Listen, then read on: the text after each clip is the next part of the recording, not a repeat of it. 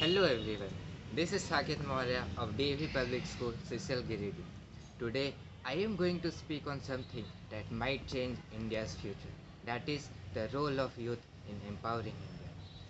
The value of a country is assessed not by the riches or asset it possesses, but by its people.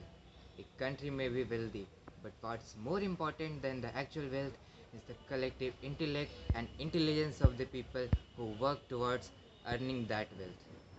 To quote the Prime Minister, a youth is one who works towards his future goals unmindful of the past. India is teeming in with 70% of the people below the age of 40 years. Youths are the most important and dynamic segment of population in any country of India. It is believed that developing countries with large youth population could see tremendous growth, provided they invest in young people's education, health, and protect and guarantee their rights. We can undoubtedly say that today's young minds are tomorrow's builders, creators, innovators, and leaders. The economic trigger happens when a country's more hands to work are available than more mouths to feed. Unfortunately, being a democratic nation and the largest democracy in the world, India is still lagging behind in achieving the socio-political and economic equalities which were dreamed by our predecessors. India is ranked 131st in Human Development Index, 102nd in Global Hunger Index, and 123rd in Gender Development Index. This data scares us. India's rank in various development indices has barely improved upon the years.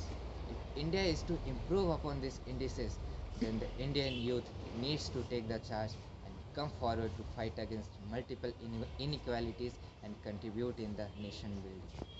Young minds will be more fresh and innovative and will contribute in the progress of the country. Our country is currently facing a lot of challenges and youths are capable of solving them. They just need to be given a chance to prove themselves. Today, racism is an ongoing issue all around the world. Religion is yet another issue. But youth can convince their fellow men to live in peace and love. All of us are one, and we should not allow these little differences to push us away from each other. We cannot build the future for our youth, but what we can do is we can build the youth for the future. Thank you.